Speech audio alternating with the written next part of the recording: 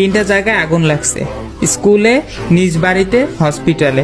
এবার অ্যাম্বুলেন্স কোথায় আগে আগুন নিভাবে, স্কুলে নাকি নিজ বাড়িতে নাকি হসপিটালে?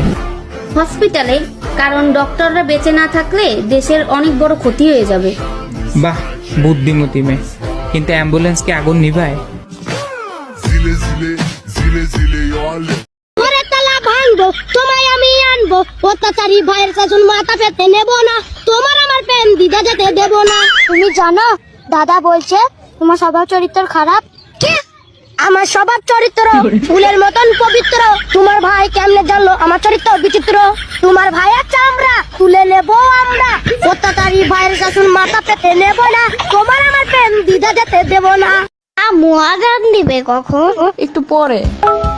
আম্মু আজান দেয় না কেন? একটু পরেই তো দিবে। একটু পর কি হয় নাই আম্মু? আরে আর একটু পরেই আজান দিয়ে দিবে। What the fuck কথা আম্মু?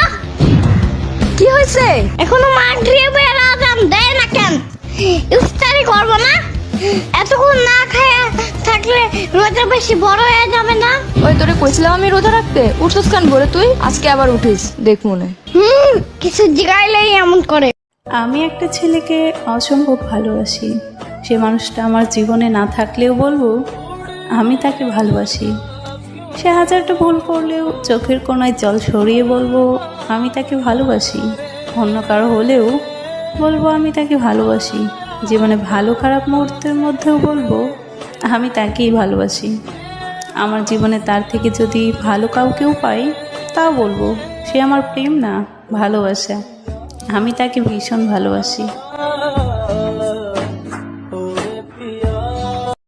সে আমার অনসাইড লাভ না, সে আমার না পাওয়া পবিত্র ভালোবাসা।